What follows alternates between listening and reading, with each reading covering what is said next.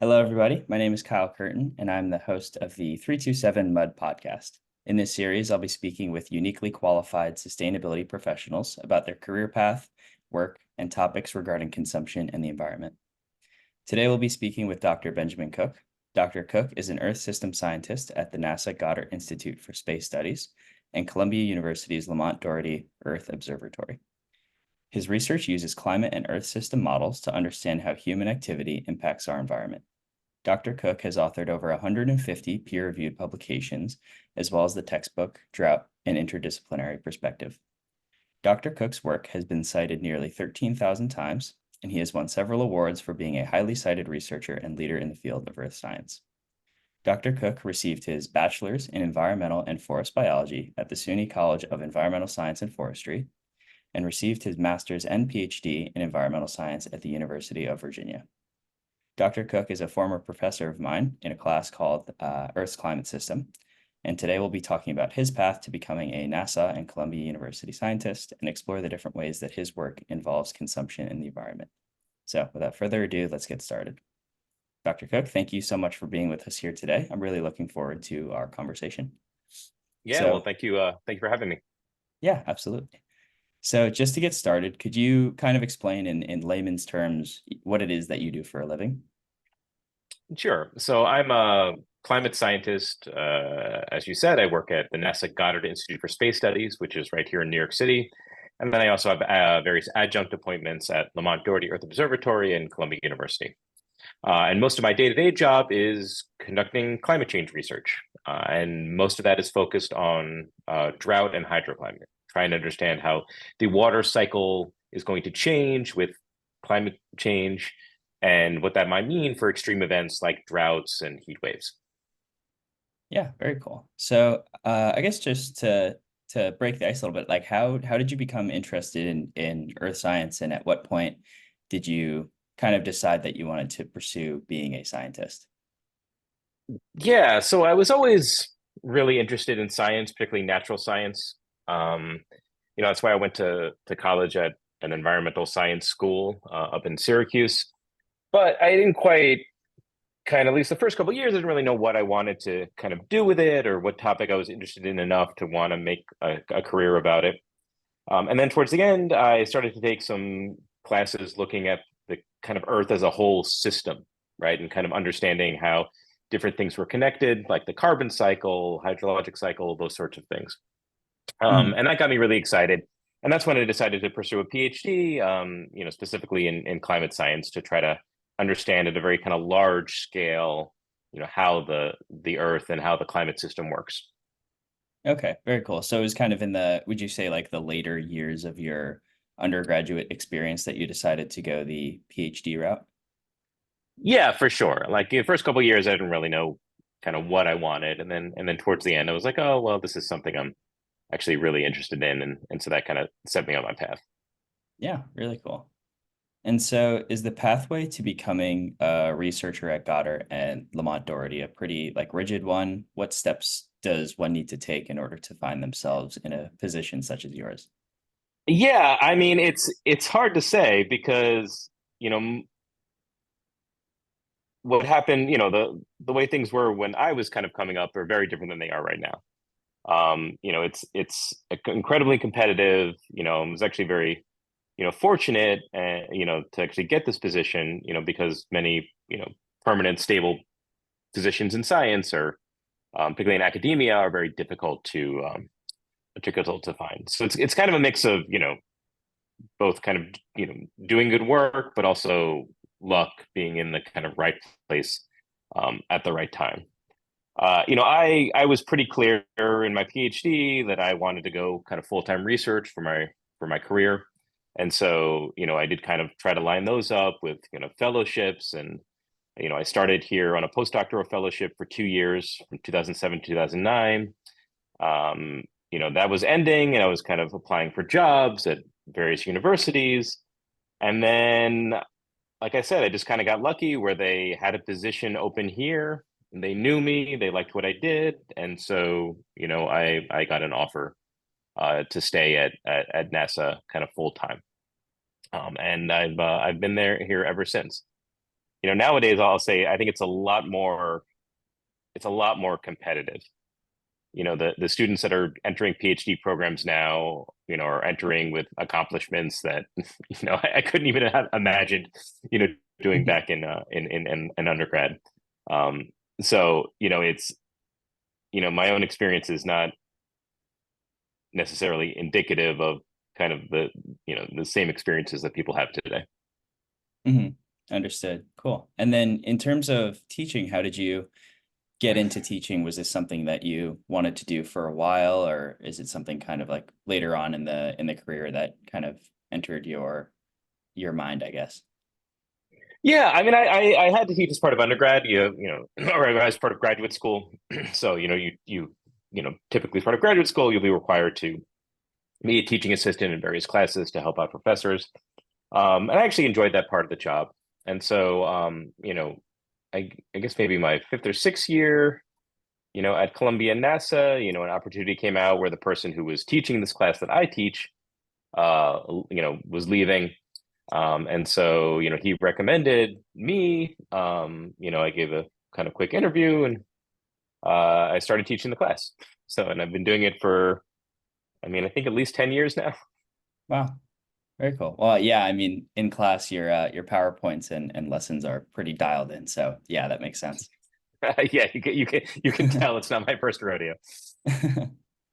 So yeah, just to get a little bit into your work, uh, how would you describe the natural progression of the topics that you were researching? And then at what point did you decide that, writing a textbook on drought was something that you wanted to do?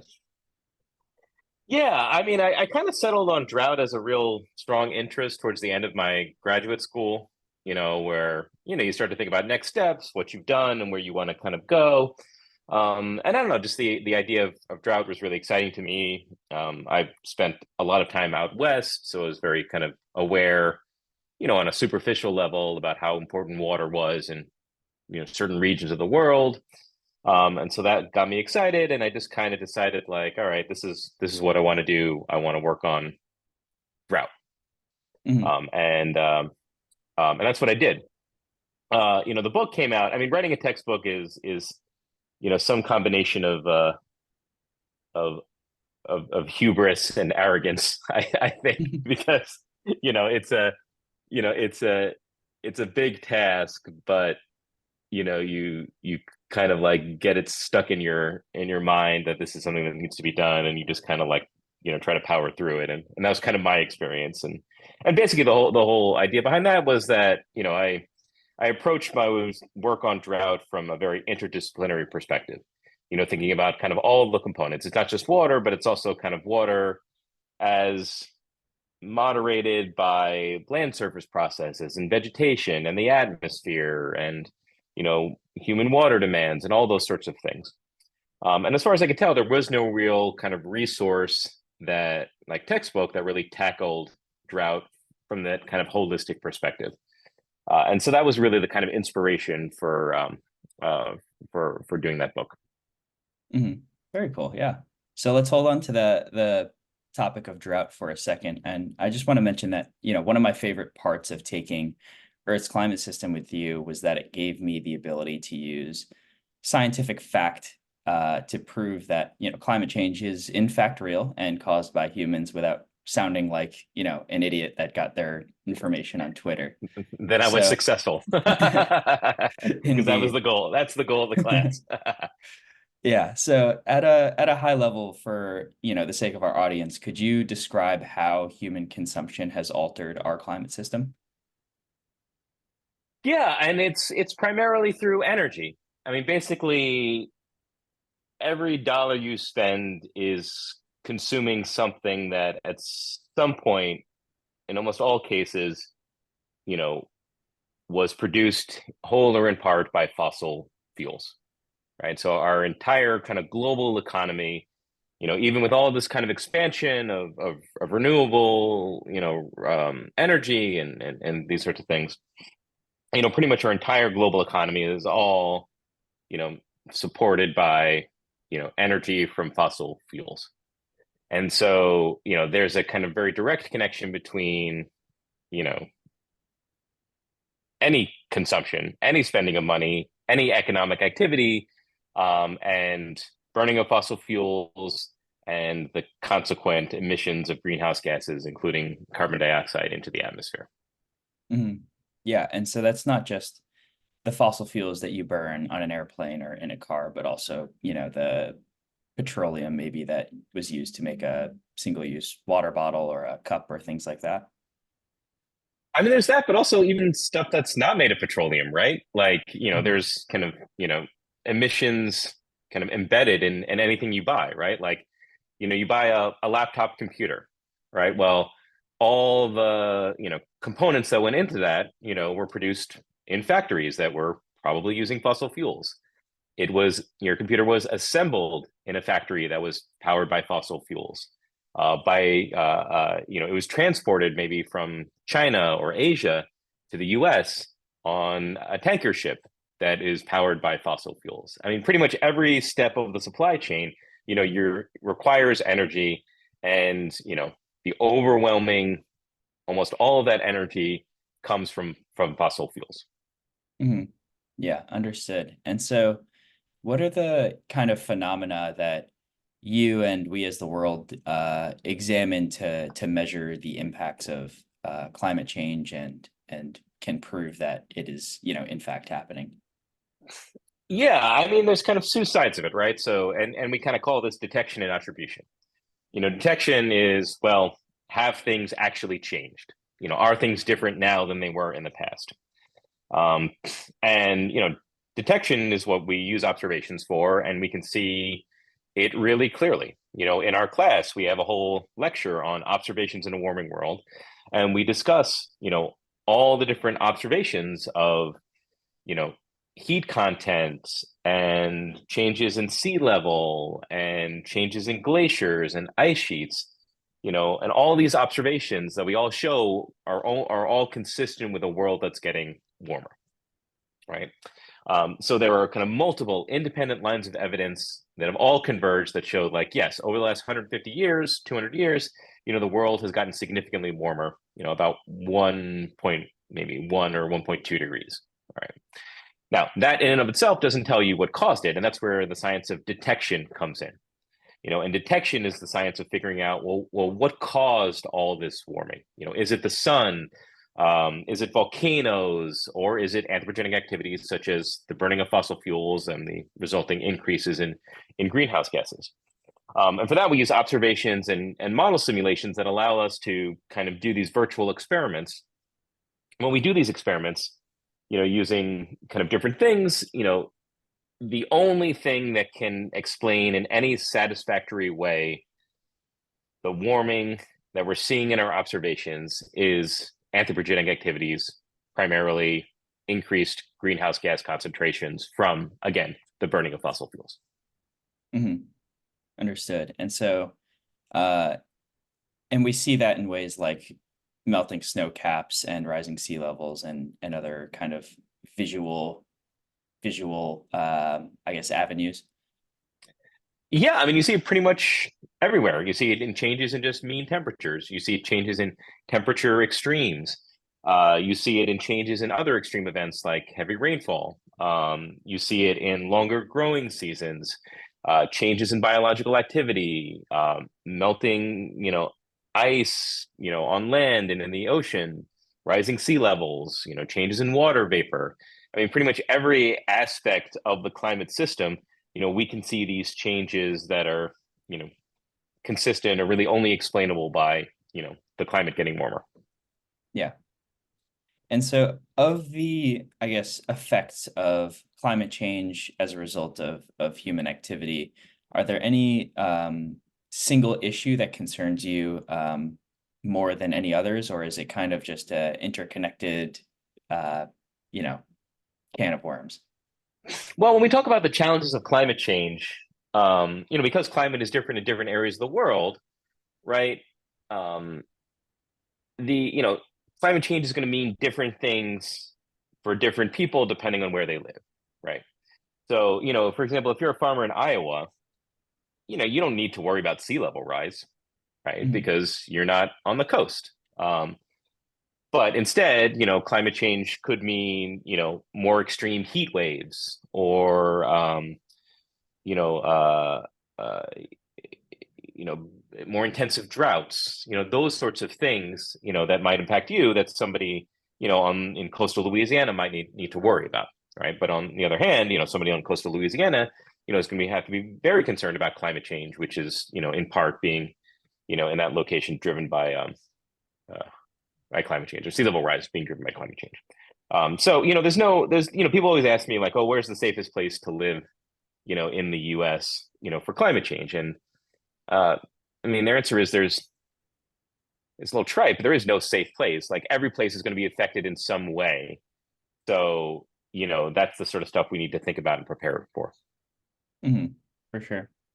And so, as someone who's been in the field for hovering around 20 years, maybe a little above, a little below, um, Yeah.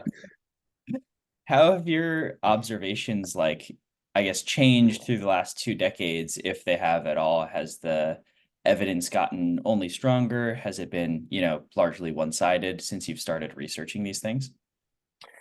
Yeah, I think a few things have happened that are feel a lot different, right, over the last 10 years compared to the previous 10. So one, that I think is really important is our ability to attribute changes in extreme climate events to climate change has improved dramatically. Right now we have these, much more powerful tools to be able to say like, oh, this heat wave, was, X% more intense because of climate change. And that's really important because it's really these extreme events is kind of where kind of the impacts of climate change are really met.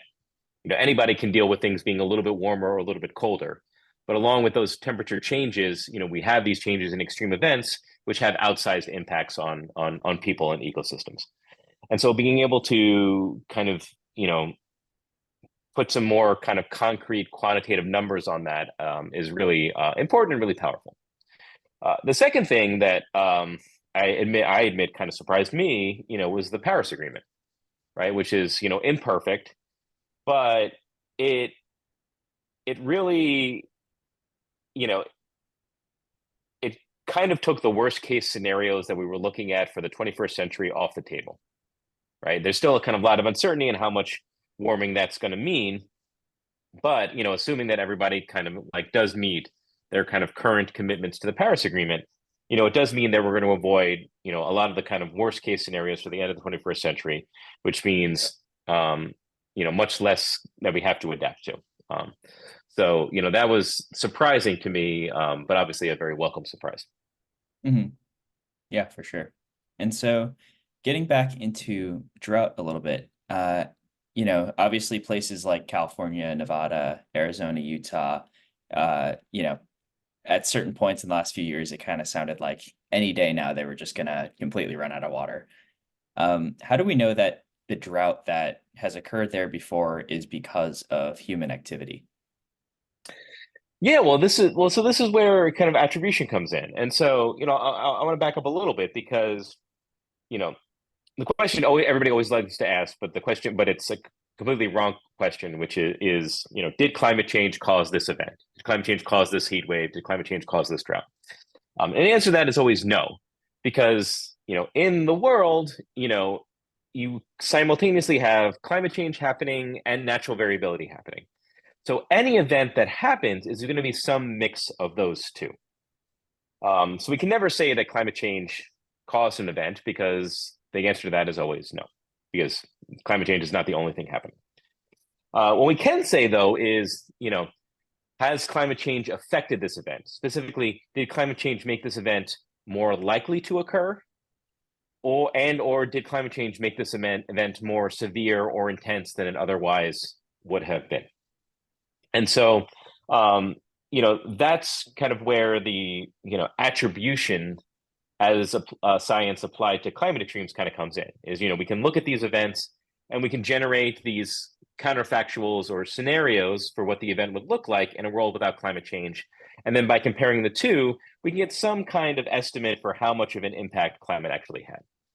So, for example, for the drought out west, I was involved in a lot of that work, looking at it from a climate change perspective, and doing a bunch of different analyses. We determined that drought, that the climate change contribution to that drought was somewhere between 20 and 40%.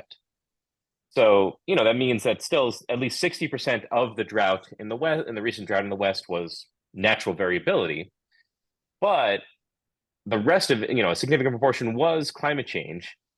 And it's really climate change that turned this event from what would have been a moderately severe but more typical drought into the record-breaking event that it actually was. Yeah, understood. So they're largely naturally occurring phenomena that's just very much exacerbated by humans or by climate change. Yeah, absolutely. And that's the great way to think about it. I mean, these events are going to happen. Like if you're going to get a heat wave, you're going to get a heat wave no matter what, because the natural climate system is doing whatever it's doing to generate those sorts of events. But a heat wave in a world that's much warmer is going to look different in terms of severity, persistence, maybe even spatial extent than the same heat wave in a world that's colder. Yeah, understood.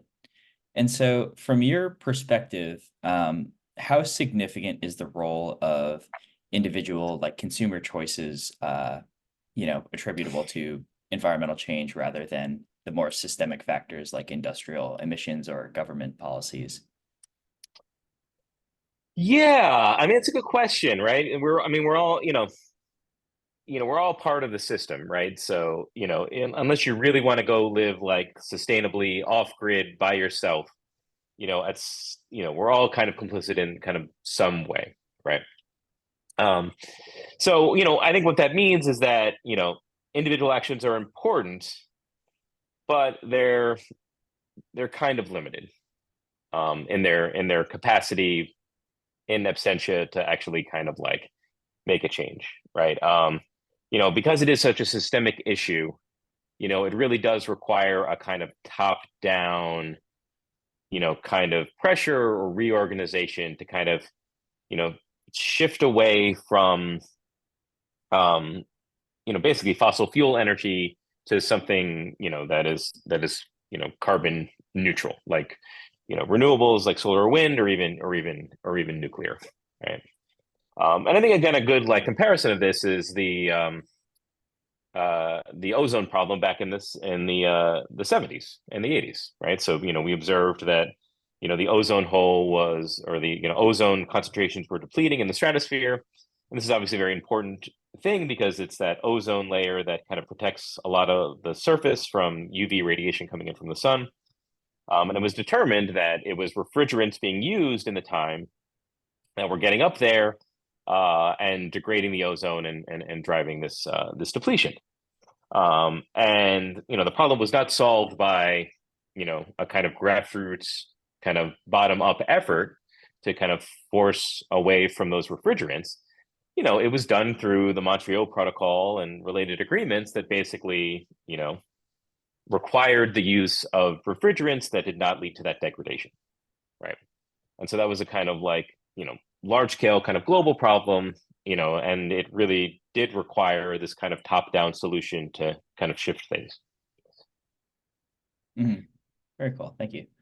And then, so just back onto the more so the topic of drought, kind of a sidebar that I'm just curious about as someone. So I went to college in Colorado, and so I had been to Lake Powell my freshman year and my senior year, and the water level was so drastically different, those two, within those 4 years, that there were parts of the lake that we weren't even able to access or just simply didn't exist anymore because of how low the water table had gotten. And so, but it's also my understanding that over the last few winters, they've had a ton of snow, and it seems that, the water in Lake Powell, Lake Mead, and even, over by the Sierra Nevada area, that the levels have been restored. Is it as simple, to say that they're okay now? And, how does that work? Yeah. I mean, I just want to, sorry, I'm just looking real, I'm just trying to find the actual level. So, the problem is, so the answer to that is generally no. The lakes have not been restored. So, You're right in the sense that like the last couple years have been, really, really good for Western North America in terms of drought, right? So we're kind of coming off, 20 plus years of pretty significant drought. That's when we saw these kind of really strong declines in levels of Lake Mead and Lake Powell. And so certainly a lot of the kind of winter storms that we've gotten, but winters the last couple of years have really been helpful for, mitigating the drought. In some places, yeah, you could say the drought is over. So, places, soil moisture fills up pretty quickly. But it's important to realize that these deficits in Powell and Lake Mead like accumulated over like a couple of decades. And you know, we've mitigated some of that through changes in consumption. But to actually kind of go back to, maybe kind of full levels back in the 80s to 90s is going to require more than just a couple years of, kind of good storms, right? It's going to require a much longer kind of, period of wetter conditions to kind of slowly kind of bring those levels back up. And so that's going to be kind of the challenge for that side of things, as we kind of hopefully move out of this drought. Mhm. Yeah. And so for these places, what is the solution? Is reducing consumption enough to, or realistic enough to, sustain the growing populations and increasingly stressed water levels? Yeah, I mean, so there's you said realistic, right? And there's kind of realistic from a physical perspective and realistic from a political perspective, which can be two very different things, right? Mhm. So you know the big thing, in some ways, kind of elephant in the room that a lot of people don't talk about is that about 70 to 80% of the total water consumption in the West is all for agriculture, right? So places like California, Arizona, these are places where that have a lot of agriculture because, it's warm and can have a growing season pretty much the entire year, but they're really dry. So the only reason that we can have that they're such large agricultural producers is because they have the water to supplement that they, oftentimes comes from the Colorado River. So at the end of the day, if you kind of take agriculture out of the equation, then there's actually plenty of water for, all the other needs in the West, like probably in perpetuity, for cities and things like that. Now, I'm not advocating for that, to be clear. And, obviously there's a lot of, kind of participants and stakeholders and interests in the region. So, I think there can be, these kind of, reduced supply, reduced availability, I think could potentially be met by reductions in consumption. But what that actually looks like is actually can be really complicated. And I think it's going to be very kind of difficult, for the region. Mhm. Yeah, cool. And so I guess on a similar note to that, so as I mentioned before, my current class is looking at sustainability through more of a social science lens. Do you have any ideas on how consumers can be empowered to make more informed or sustainable actions in their daily lives? Or, do you suggest it's more so just pressure our government officials and really be fighting for a top-down approach? Yeah, I mean,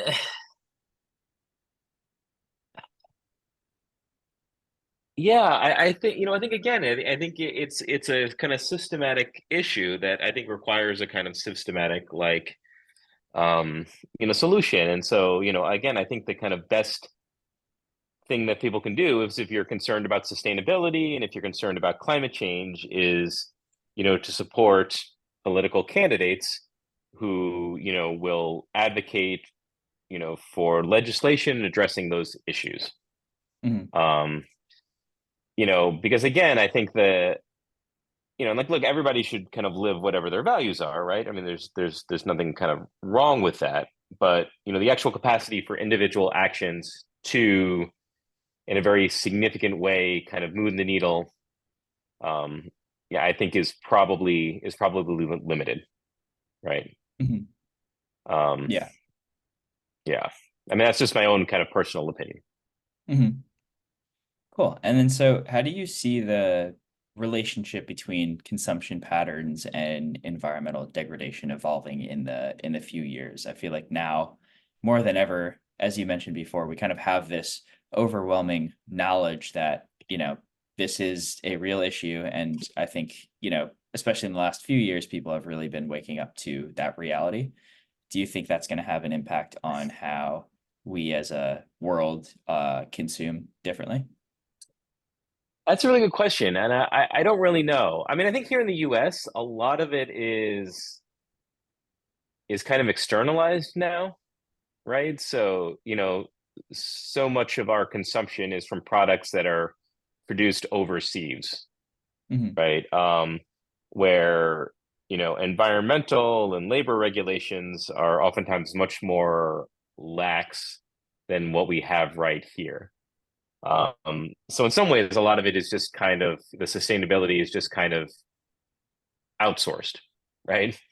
For whatever reasons. And so I think kind of, maybe there needs to be a little bit more awareness of that, right? I mean, the kind of perfect example of this is kind of fast fashion, the kind of Hmm. very, cheap clothes that people can buy now, which on some level is great, but these are clothes that are, you know, produced, oftentimes in sweatshop conditions. They're, produced in places, where the pollution from these factories can be quite significant. And consumption, because they're so cheap, the consumption in the US is so strong that they're like constantly being kind of produced. And so, um, and then kind of moving over to a landfill.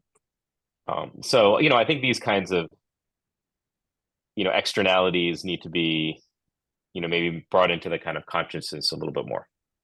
Hmm. Yeah, for sure. And so, as a highly cited researcher in the field, what do you see as the most pressing, single or few challenges or opportunities in addressing these issues and their impacts?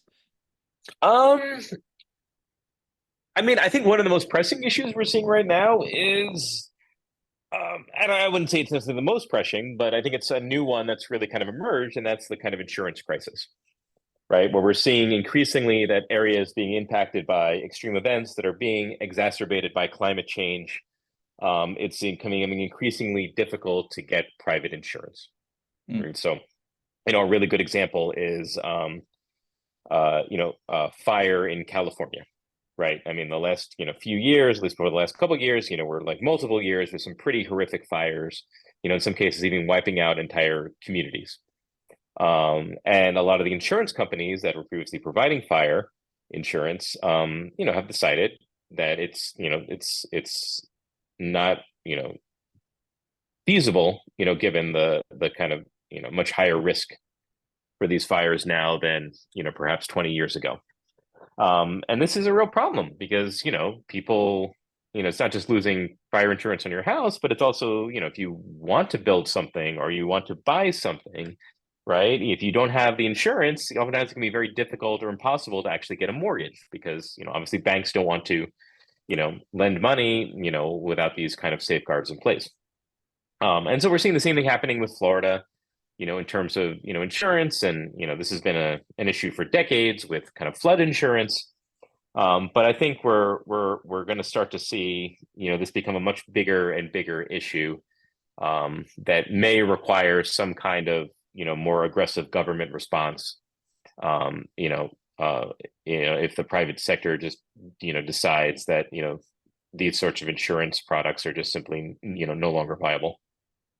Hmm. Yeah, it's funny you say that. We actually lost when I was growing up in Long Island. We lost our house insurance like a week or 2 weeks before Hurricane Sandy came through. So I remember my father was scrambling around trying to find some new insurance for our house, and a tree fell right on top of it. So we were very lucky to have signed new insurance immediately before.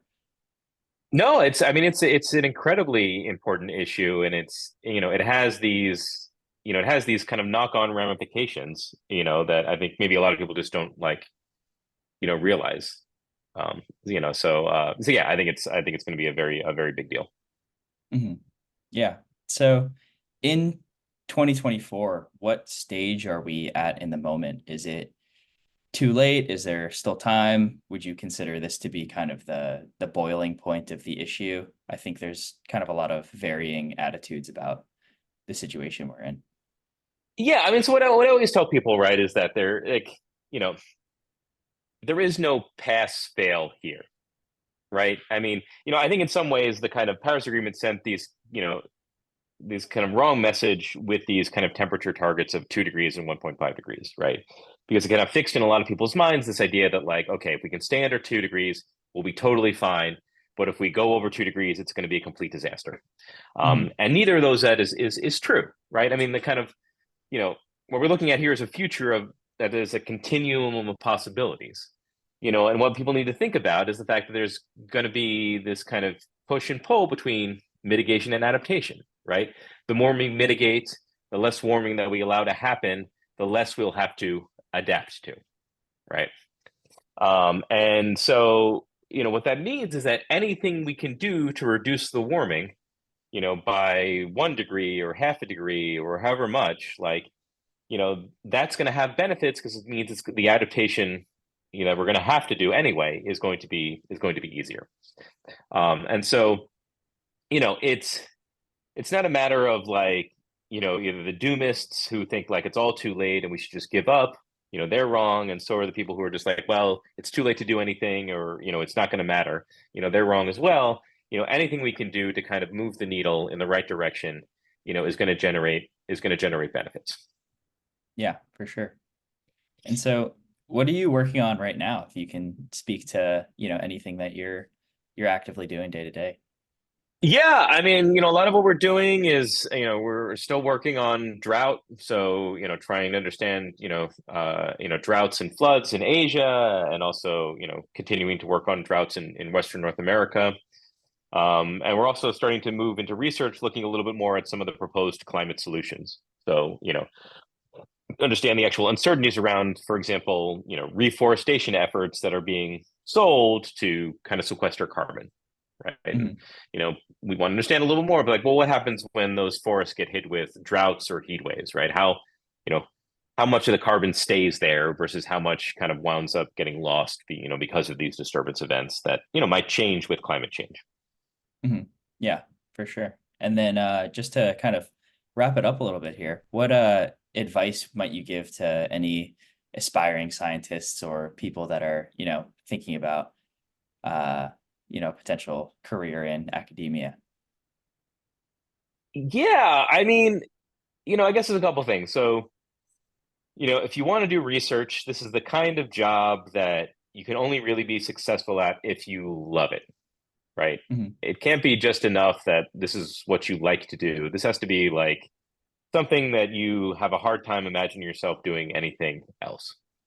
And part of the reason for that is that it's very kind of it's very unstructured, right? There's kind of nobody kind of telling me kind of very concrete tasks to do every day. I just kind of have certain responsibilities, and it's kind of up to me to kind of make my own career. Which can be really, liberating, but it can also be, challenging, particularly if you don't have that kind of, mindset. You also need to get used to failure, right? So a lot of the success in this field is what I call failure management, right? You're Mhm. going to wind up like doing something that's just not working out, and you want to like just give up and throw your computer out the window, but you need to be able to kind of find your way through that, however you can, because it happens to all of us regardless of career stage.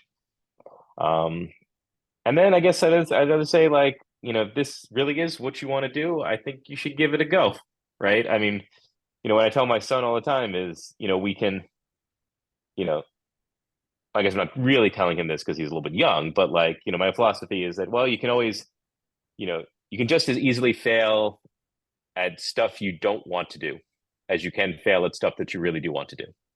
Mhm. Right. And so if it really is something that you're passionate about, you know, and it's something that you really think that you could do and you could make a contribution, then I always tell people that, like, you know, try it, do it. Like, it doesn't have to be forever, but, you know, I'd rather try and fail than, worry about what might have been. Yeah, for sure. Beautifully said. And there's certainly no, you know, I can tell from being in your class how much you care about these topics and are interested in them. So we're very fortunate to have people like you researching this kind of stuff and yeah, saving the world, I guess. Well, thanks so much, Kyle.